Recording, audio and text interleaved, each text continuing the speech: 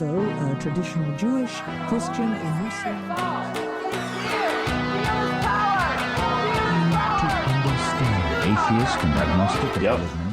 I don't got a opening for this one, but last week we talked about how we talked about the hypothetical possibility that some of the gods that are worshipped used to be people. And now we're going to talk about how people can just become gods. Yeah. There's an awful lot of religions that lean into this possibility. And that's something I aspire to on the Holy Watermelon Podcast. I'd love to be worshipped. Right? And I'm sure lots of our listeners would like to be worshipped as well. I think you're probably right. So here's how you're going to do it. Apotheosis. The end. Finn. It'll be like, why is the episode 3 minutes this week? Because you can do your own research. No, I'm kidding. What are we for if not doing the research? So apotheosis is the elevation of someone to divine status. Sometimes you'll hear the word deification thrown around. Same thing. Comes from the Greek apotheon, which is to make a god or to deify. Pretty straightforward business linguistically. And so this word and the idea, we see it an awful lot among the old Greeks.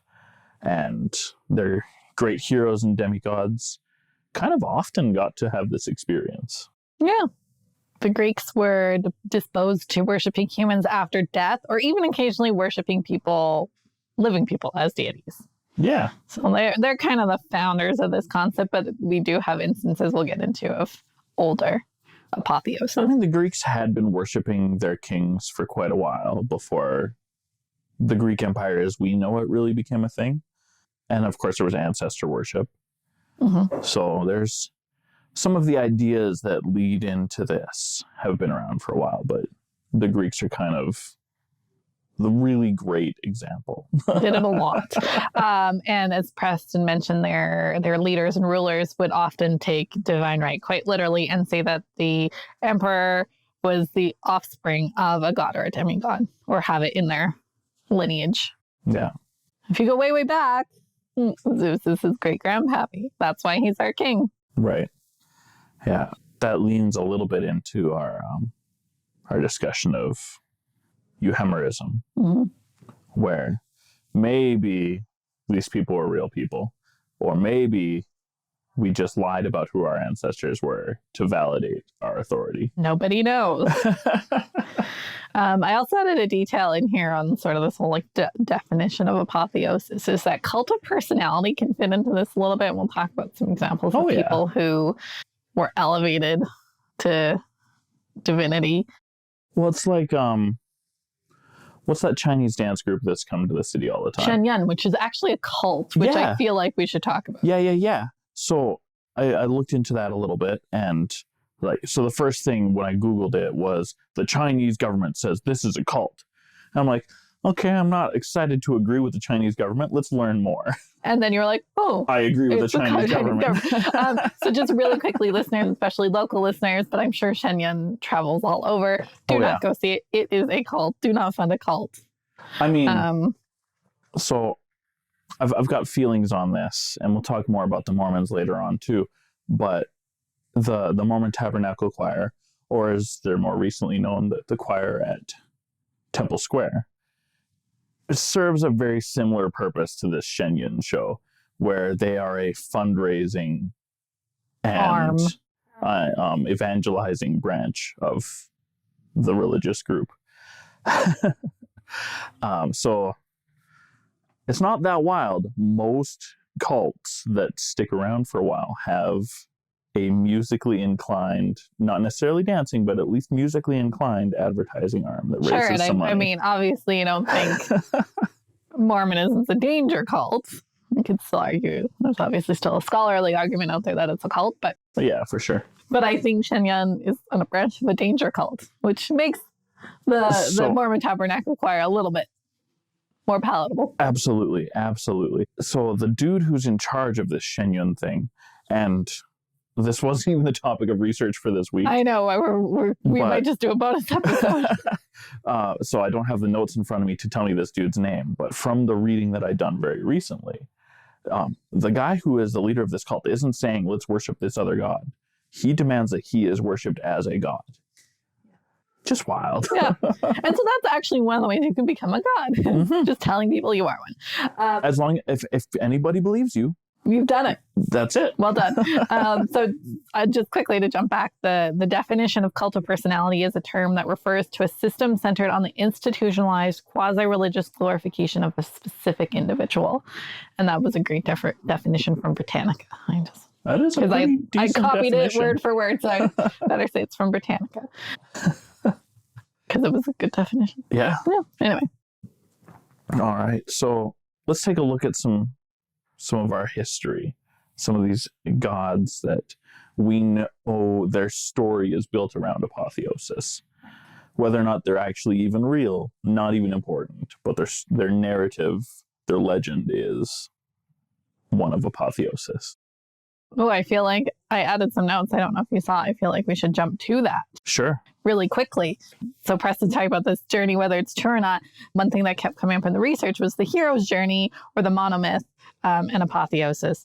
It's like, well, I literally have one section in the sentence in the notes, so we'll bounce around a bit. But Joseph Campbell's kind of the guy who really solidified this idea of the monomyth or the hero's journey.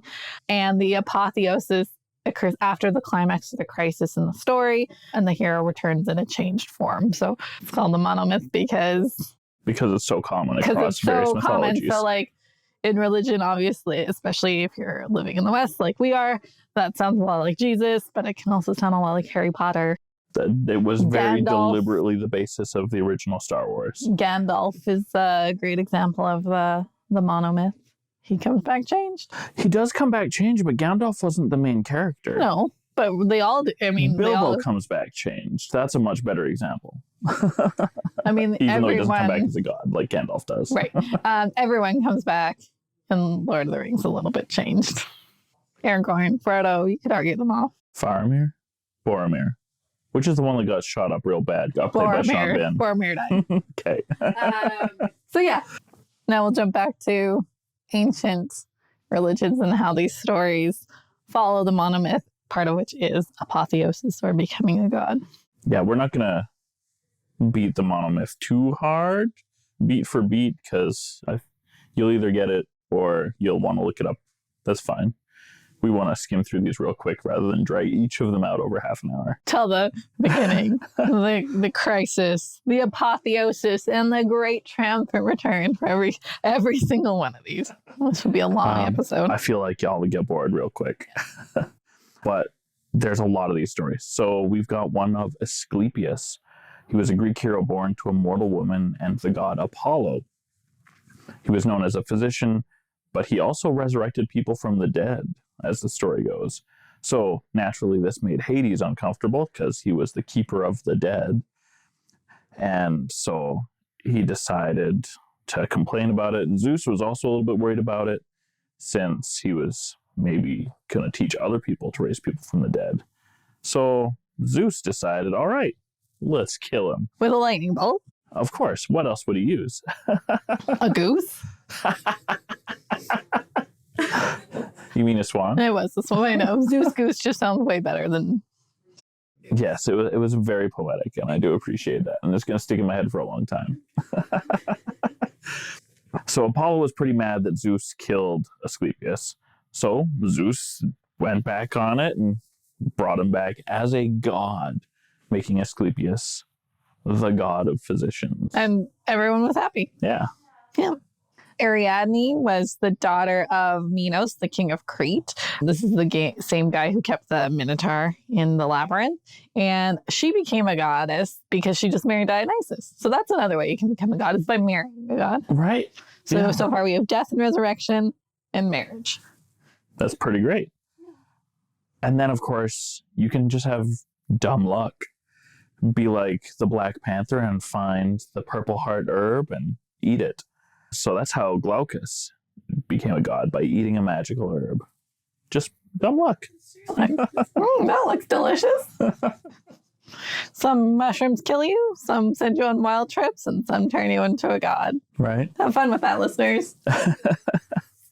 So Holy Warm is not liable if you eat a mushroom and die. yeah, I like that. But if you do become a god, please remember us. So we defined God, or struggled to define God, a little bit very early on in the show, one of the first few episodes. And so here we're looking at maybe a slightly different lean on what makes a god. Because you have, really, to be a god, you have to be worshipped. Right. And finding the magical herb wasn't really the thing that got him worshipped. But it's part of the story that made him who he was, that gave him the got him powers worshipped. To whatever, make him worthy of worship. Yeah. And then there's that whole episode where we talk about what worship even is. Yeah. So, for example, the veneration of saints. Veneration is in every material way a synonym for worship. But do not tell the Catholic Church. Yeah, they don't like that. They do not like that. We're actually going to talk about other things the Catholic Church doesn't like. I mean, we're already in it. So during the Roman Republic era, Quirinus was the only Roman to have undergone apotheosis, which is kind of cool. Good for him.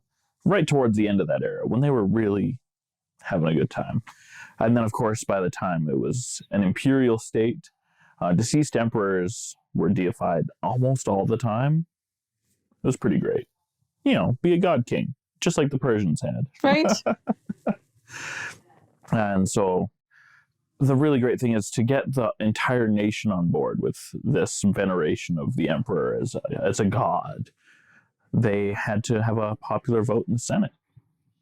Nice. Yeah.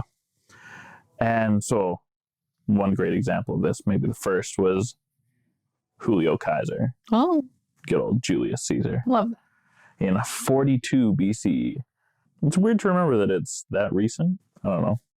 I mean, it's definitely interesting to see what we do have records of from that time and what we don't have records of from that time. Looking at you, Jesus Christ. So the Greeks and the Romans were the ones who did this a lot. But the Egyptians actually did this pre-Greek. Anytime Pharaoh died, they venerated them along with Osiris. They thought they became... Yeah, they would move to the throne of Osiris. They were usually worshipped as their own pharaoh god. And then while they were alive, some of them, when they died, everyone's like, yeah, we're glad he's gone. And then no more worship for him. And others, move on, join Osiris. Yeah. So there's an interesting lean on this in Christianity. There's a good handful of passages in the Christian Bible that make it very obvious that the afterlife isn't the simple binary of heaven and hell that most Protestants and the vast majority of popular culture and media want to portray it as. And one of these higher heavens is the destination for people who join God on his throne. And there's loads of arguments on what this is supposed to mean by people who really don't want it to mean apotheosis. I mean, and we've already mentioned saints and veneration. Christianity is very muddled in this, because you could look at saints and then we have Jesus who's his own special case. And ultimately, there's 100 reasons why monotheism is just an absolutely incorrect label for biblical Christianity. So as I mentioned, Christians don't like the term apotheosis. Rather, they prefer the term divinization to refer to the transformation by divine grace. Again, this is what Preston's talking about regular people becoming divine. So transformation by divine grace or Christ's atonement. But divinization still means to become God. To become divine. Yeah. If you're going to inherit everything that the Father has, as the Bible promises, that includes his power, his authority, his title. That's you become God. You don't become the same dude as God, though. If you're one of those pantheistic Christians, and there are a good handful of those, then maybe that's the explanation for that. I don't love it. It doesn't jive with everything else, but that's fine. Yeah.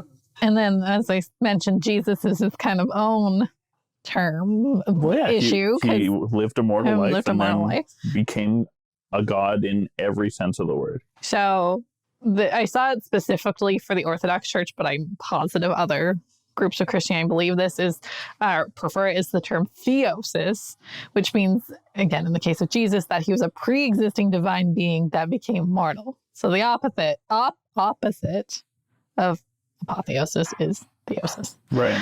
So he was divine, then he became mortal, as opposed to being mortal and becoming divine. Yeah. A lot of Christians also use the word condescension, that Jesus was Yahweh, son of El, great God of Israel, condescended to become a mortal human being, and then went back to being great after losing a weekend in hell.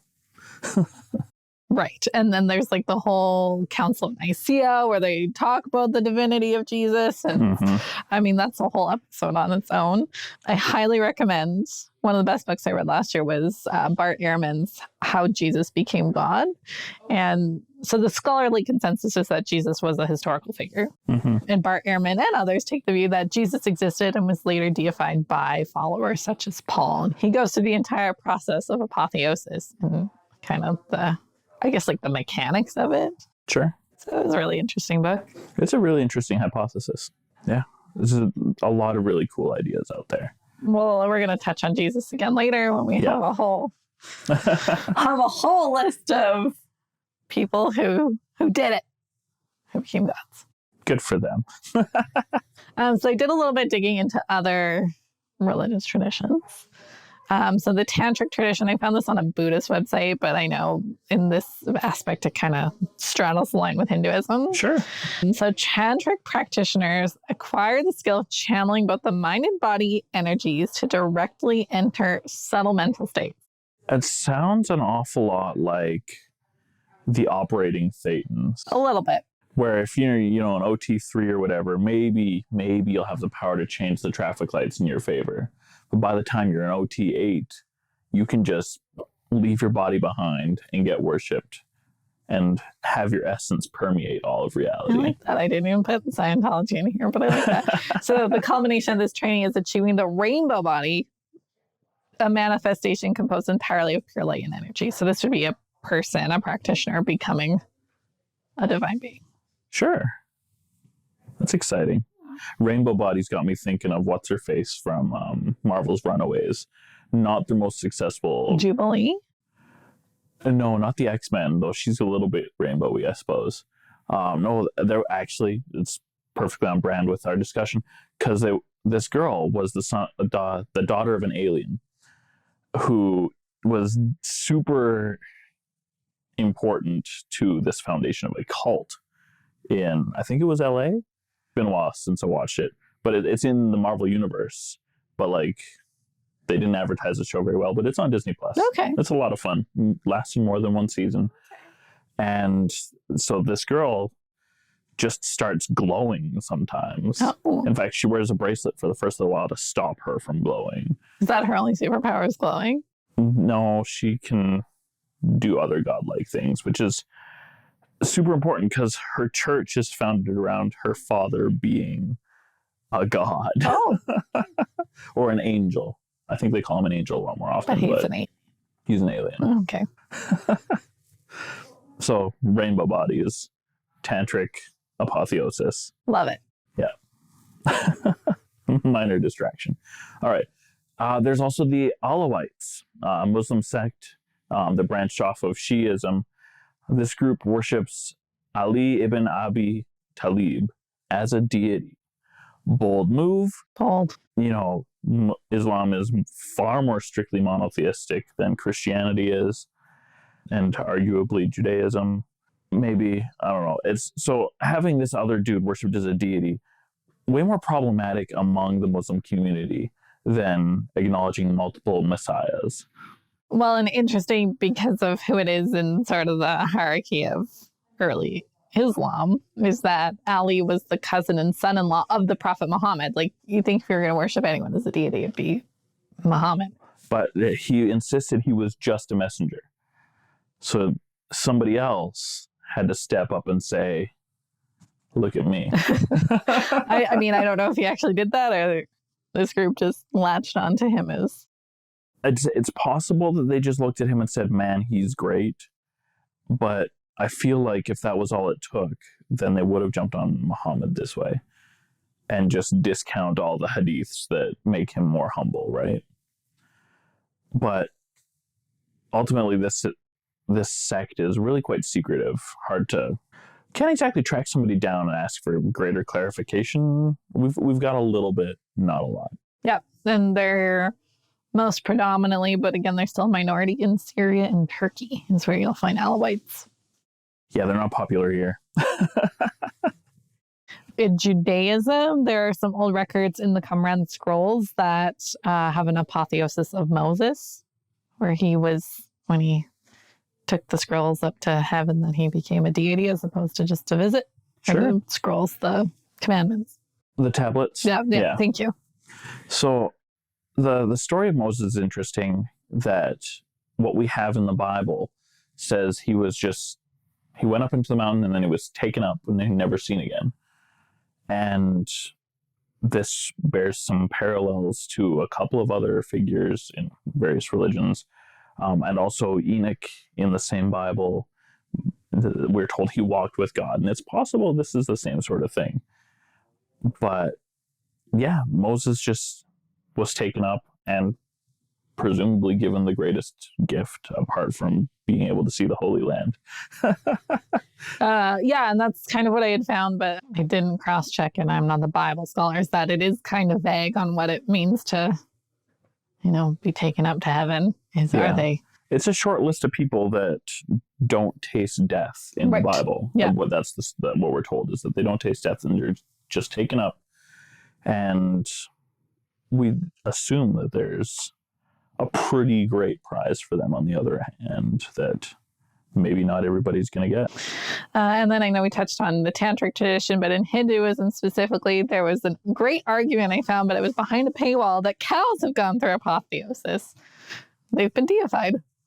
So I've read a little bit about how worship and a certain reverence is given to cows generally as a class of animal, but I haven't read anything about bovine apotheosis, so I'm gonna have to look into that. There was an article, and like I said, it was behind a paywall, and I was like, curses.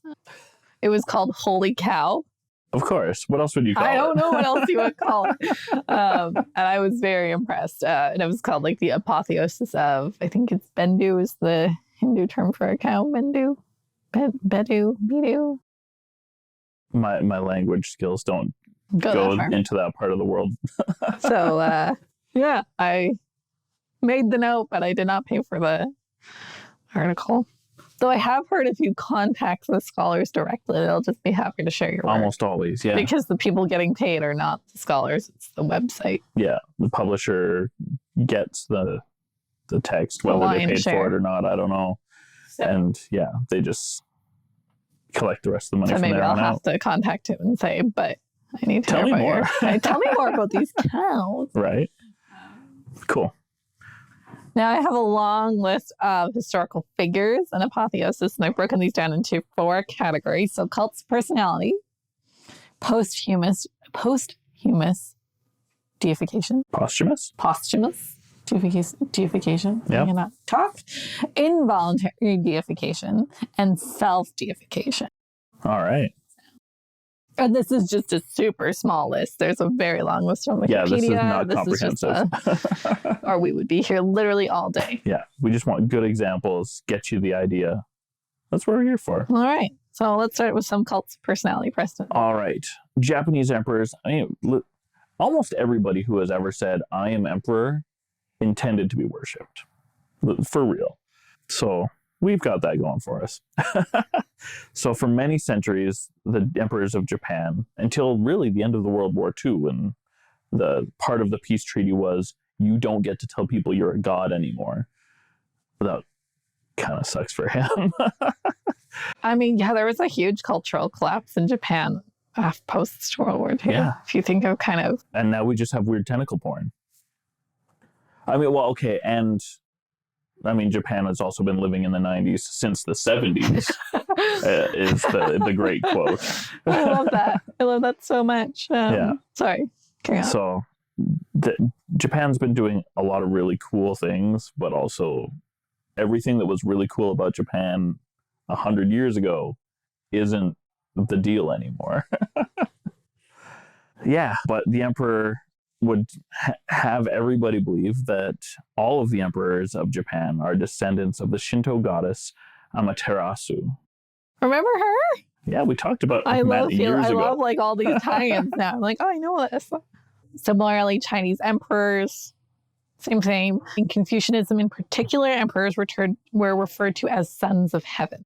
Very nice. And then, of course, the Dalai Lama. This one's kind of a special case that, I mean, most Buddhists don't talk a lot about gods. Right. It's not even important. They'll say theology is not important. Just figure out your path, and then everything is going to be great. Don't worry about who the gods are.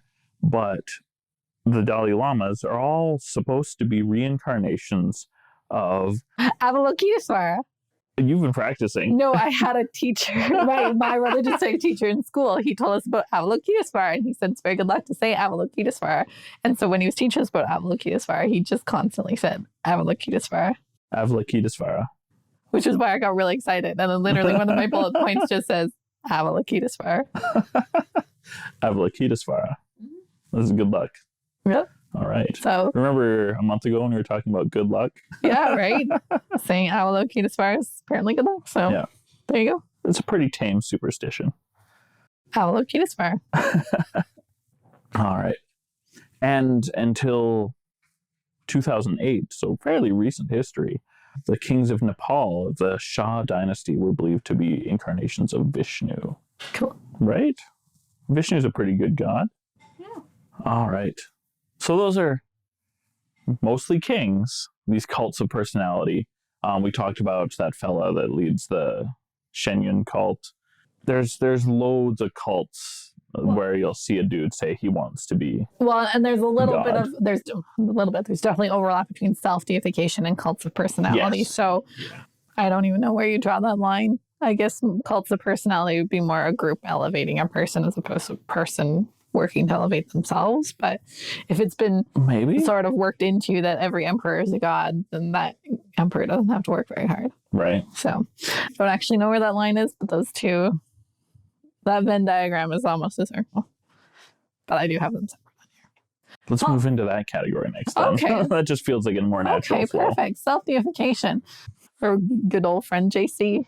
Yeah. So Wikipedia puts them under self-deified, but this is hotly debated among scholars whether or not Jesus claimed to be divine or whether his followers made it so. And as I mentioned before, of course, there's the Council of Nicaea that solidified the divinity of Jesus and the Trinity.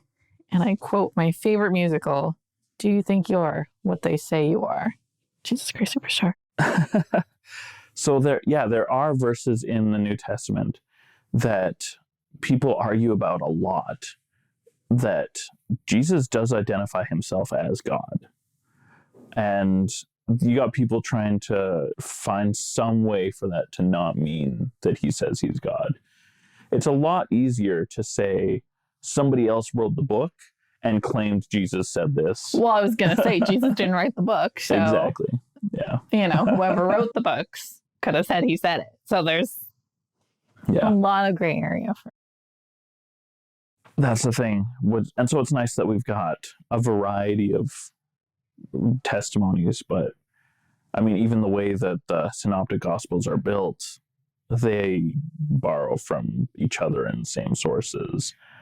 It's troublesome. And this is where I would say, like, if you are interested, I really like Bart Ehrman's book. I know you're not a huge fan of Bart Ehrman, unless you're listening Bart Ehrman. But I found it very informative. Obviously, it's one scholar's research but opinion at the end of the day, because there is no... So much of history is hypothesis. Unfortunately. Jim Jones. We've talked about him. Yeah, check out our episode Jonesing for Utopia if you want to know more about Jim Jones and his deification and cult of personality. Yeah. He is quoted as saying, if you see me as your God, I'll be your God. What a bold thing to say, Yes. but also considering the way he lived his life, it worked out. So this one I was put in under self-deified because it didn't start as a cult of personality. Right. And it eventually did become one. Yeah. So, and self-deified because he said this. It could go either way. Yeah, a little tricky. He was also notably an atheist. So yeah, I'm pretty sure we talked about that in Joining for Utopia. Yeah, that he did start as a Christian and then deviated from that path pretty hard. I think much like in L. Ron Hubbard, he just knew there was power in religion. So yeah, for sure. Who's next on our list? Joseph Kony.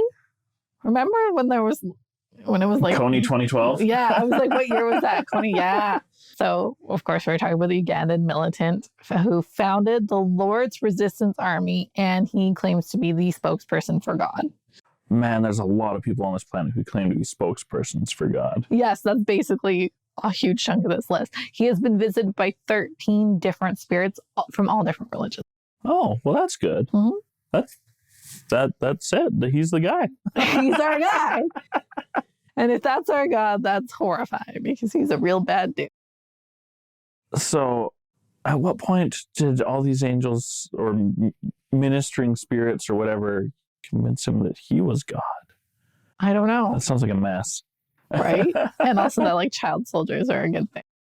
Well, when it's normal in your experience and very helpful for your cause, it's going to feel like a good thing. But is that what God wants?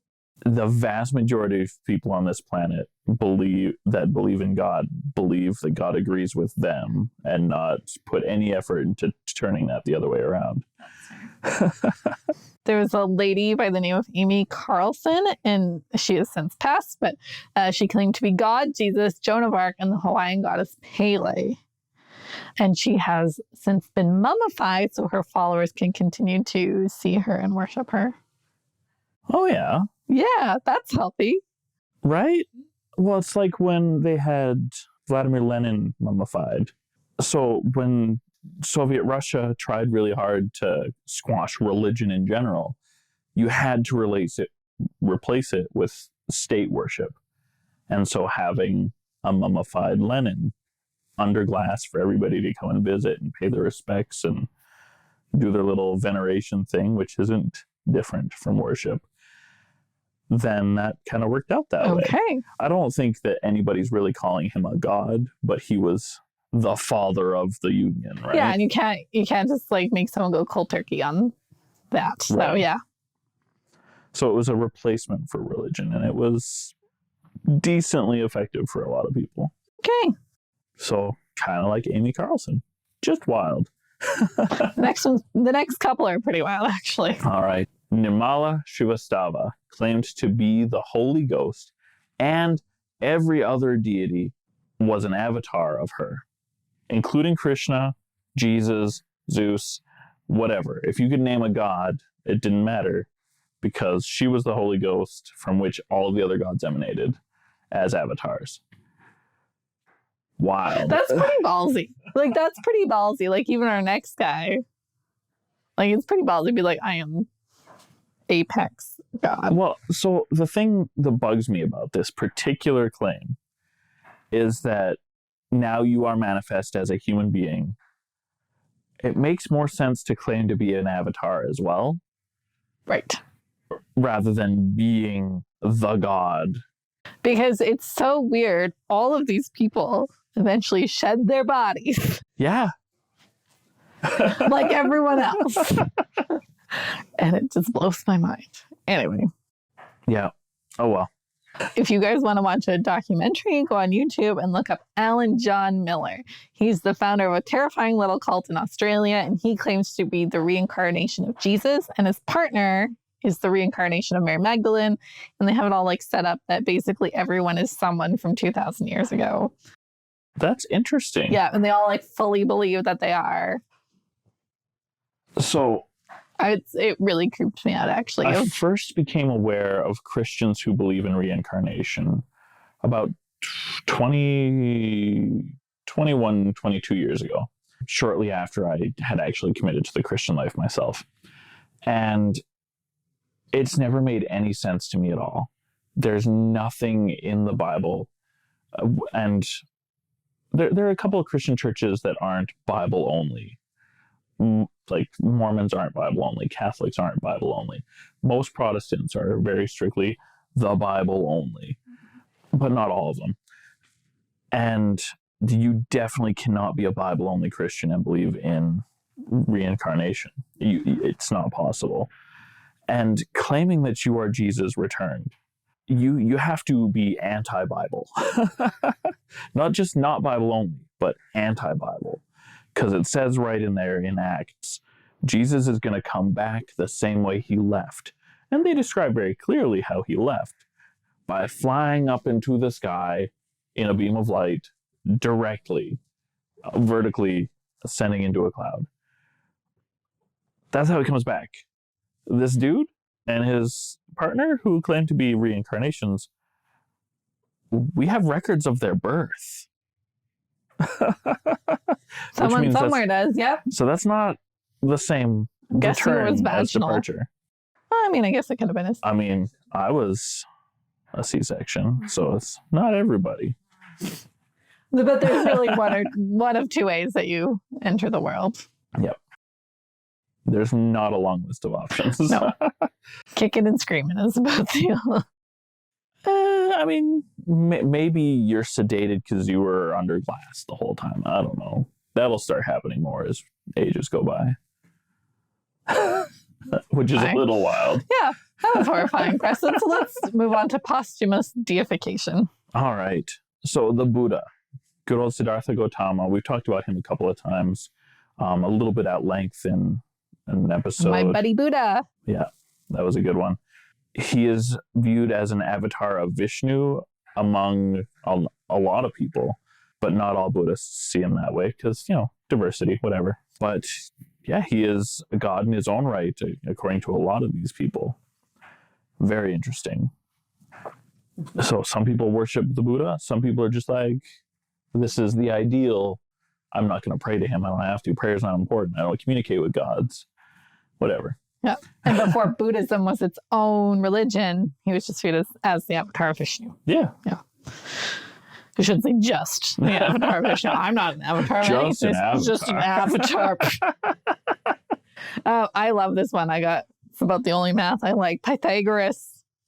A squared plus B squared equals C squared. A legend that was written about him after his death states that Pythagoras was an incarnation of Apollo. That's cool. Apparently, Apollo liked math. It seems as good as any other story.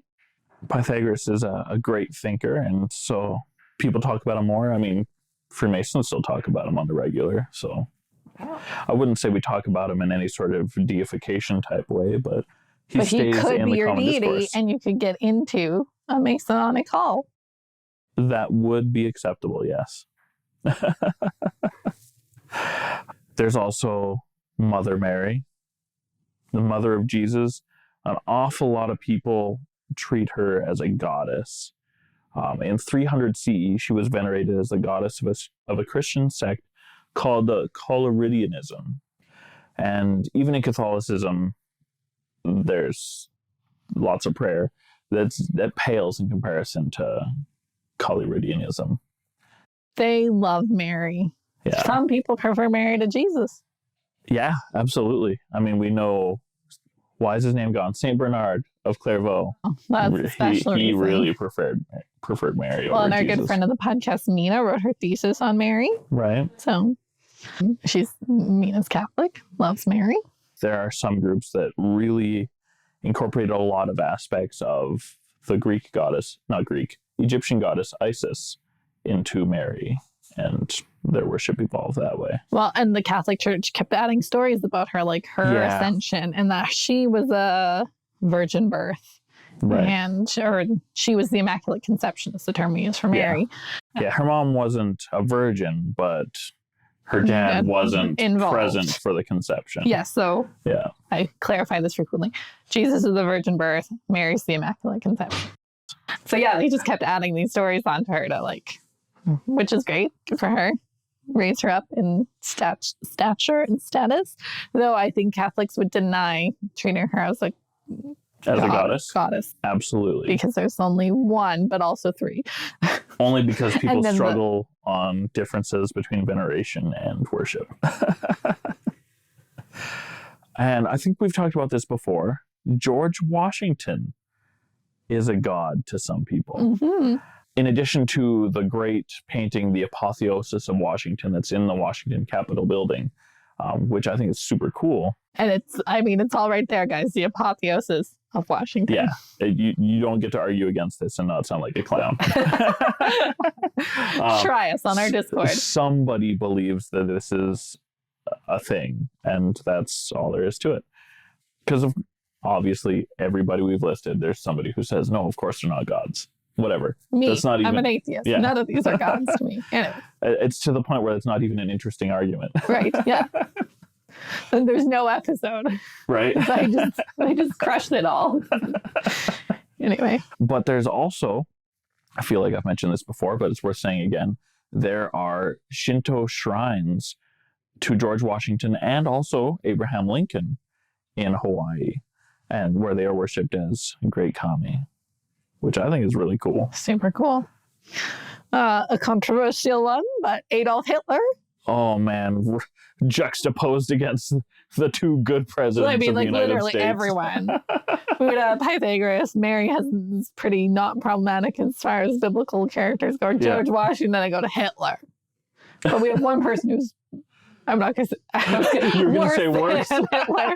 Okay, I won't go that far. But the next person I also don't like. We'll just leave you in suspense for 2 minutes.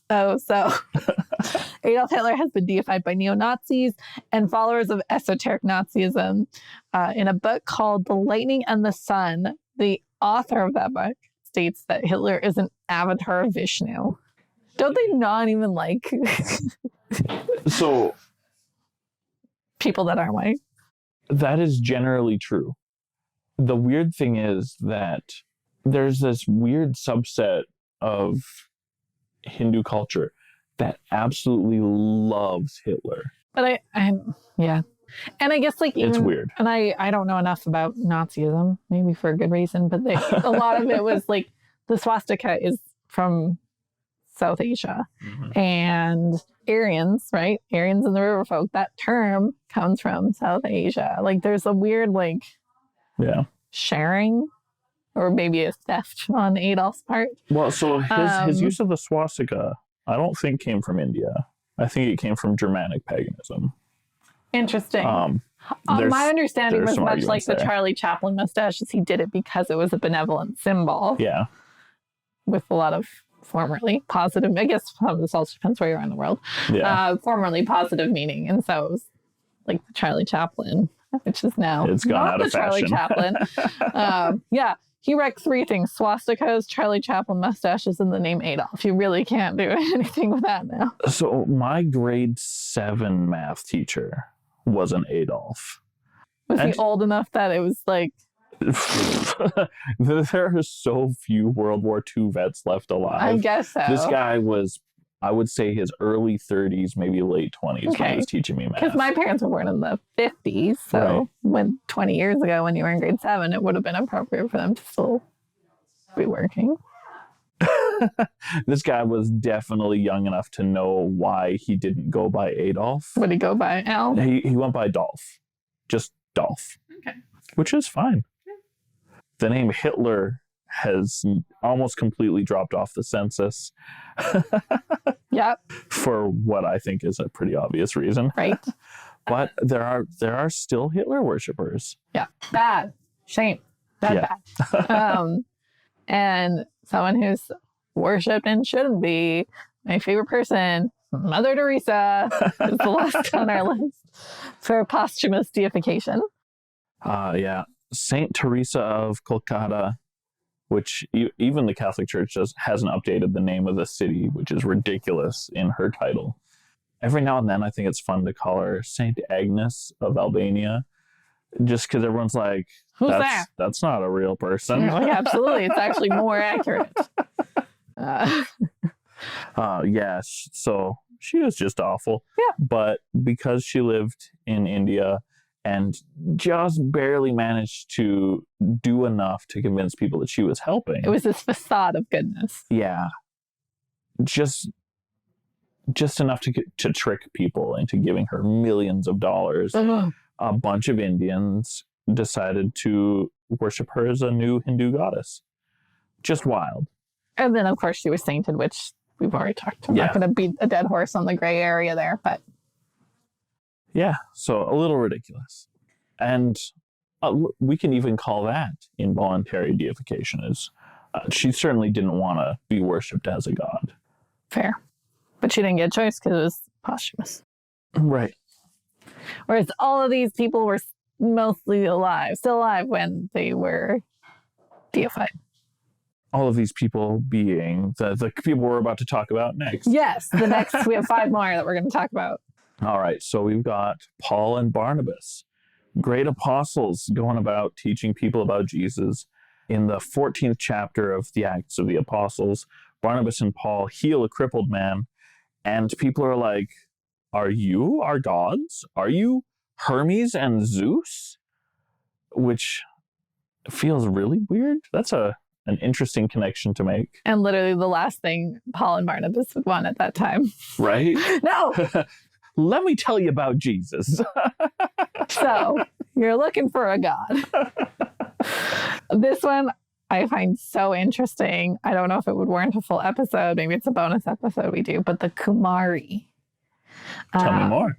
This is a tradition in South Asia, Nepal area, where young prepubescent girls are believed to be the incarnation of Durga, a Hindu goddess.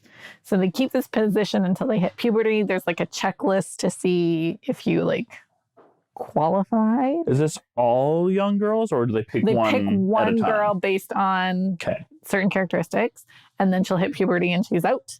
And then they'll find a new girl that meets all these criteria. Interesting. While they are serving as the Kumari, their feet are not allowed to touch the ground. So it can literally be years that their feet don't touch the ground. So we're not talking about you must wear shoes all the time. You're carried around. All right. Yeah. It is I watched a really interesting documentary, probably on YouTube, about it. And for a lot of years, they've changed this. They received no education because they figured goddesses would just know omniscient. And they wouldn't get education until they were done. And now they get a private tutor. That seems like the right choice. Yeah, but it's whatever you want, you get to do. And people come and pray to you and you get to be carried around for a decade of your life. So you have your first period. So you're already a little low on your blood iron, all that nonsense. And your legs are basically useless. And it's now you're out on your own. Bye.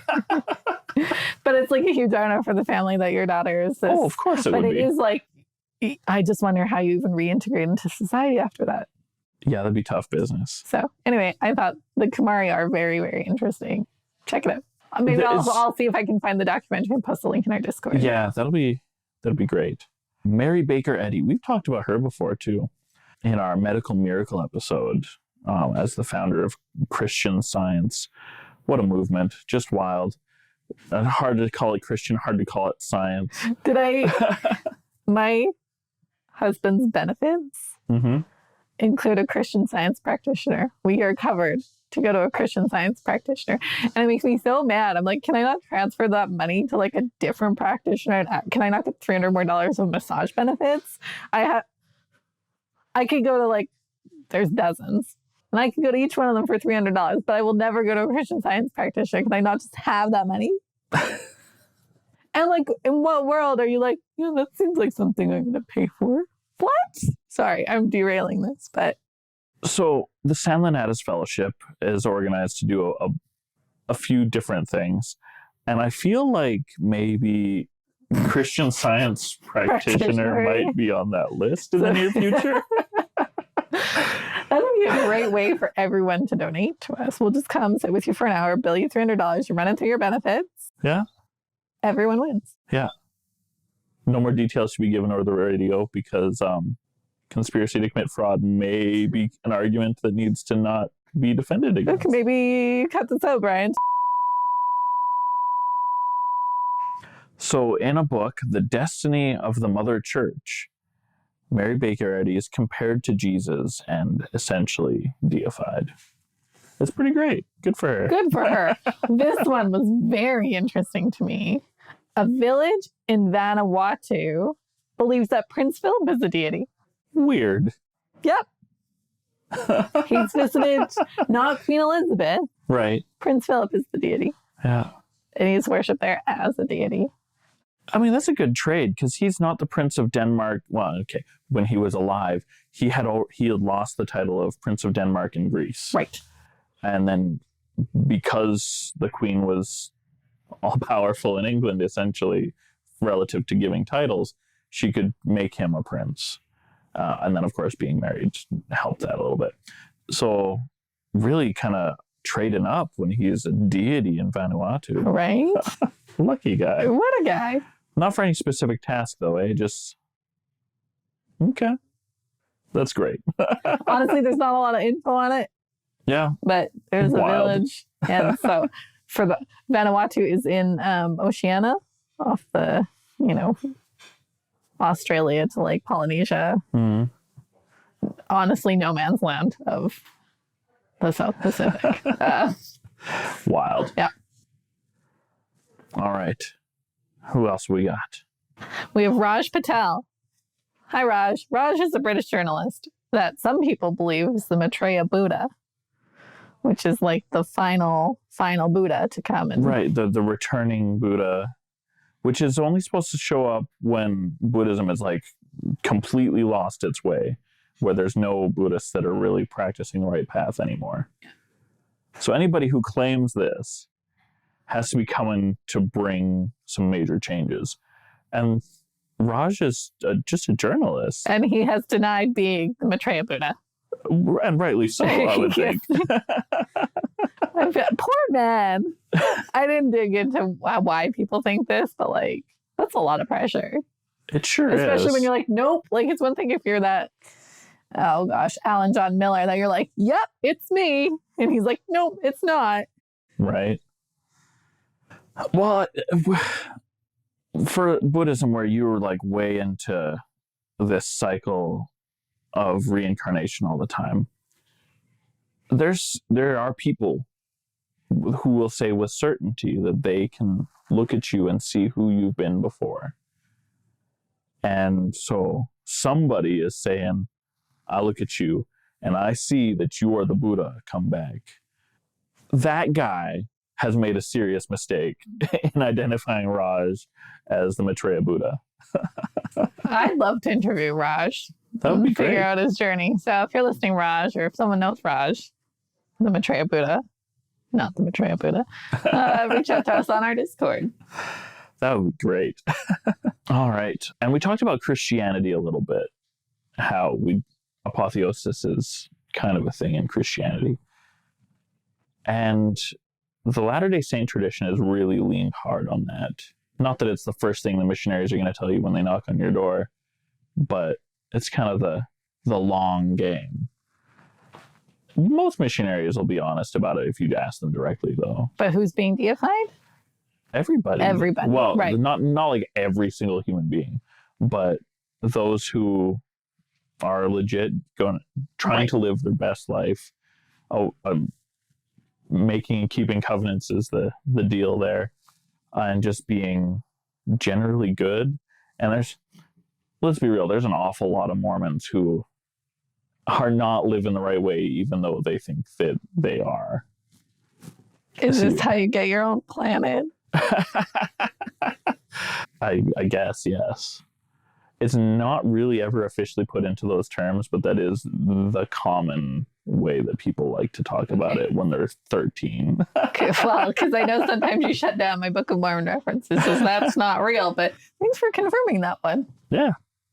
The idea is in the Latter-day Saint understanding of this apotheosis, this deification, is that those people who are genuinely committed to the principles of love and the atonement of Jesus Christ and just generally being the best people you can be, including being just a good part of the community, not tearing people down, being super judgy, being awful to each other, but being good, those people can hopefully and reasonably hope for this gift of deification that is talked about in the Bible.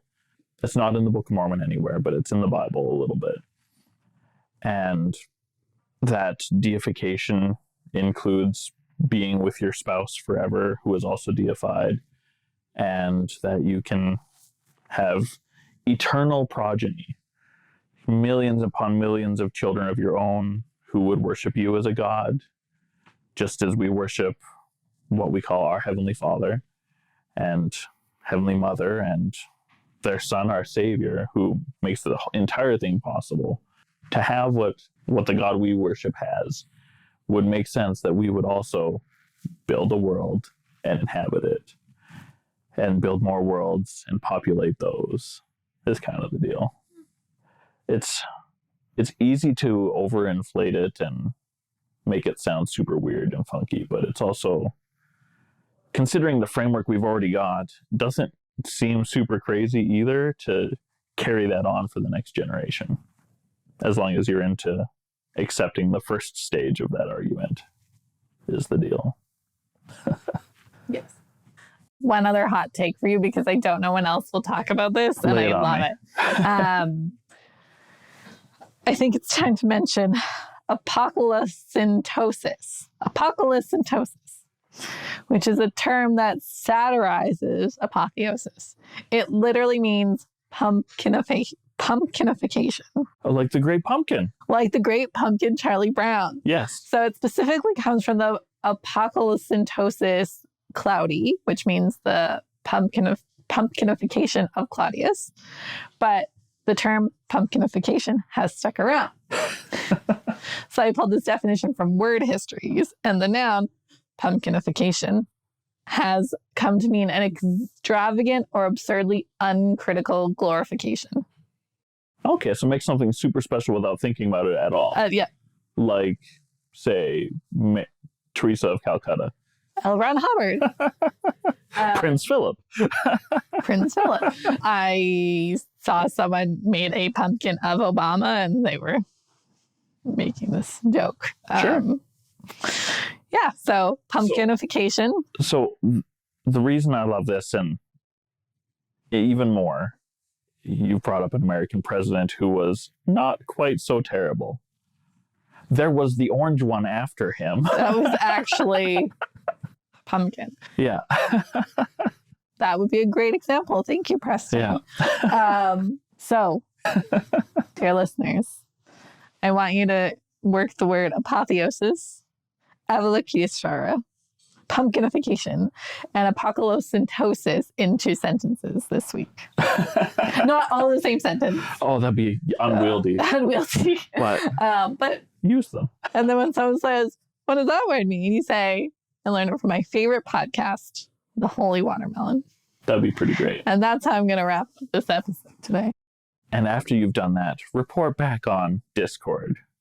Because now I have to plug Discord, where we have great conversations, great memes, all kinds of good stuff. Great people. Great people. Facebook, Instagram, for other social media. If you want to help us out, keep this podcast going, you can find us on Patreon or Spreadshirt, where we've got some fantastic merch. And I'm just going to say a really quick hello to my new Mason friends. Thanks for making me feel so welcome at Robbie Burton's saying, hi guys. Thanks for joining us. Peace be with you. Late Middle Ages, the Christian Protestant had fulfilled its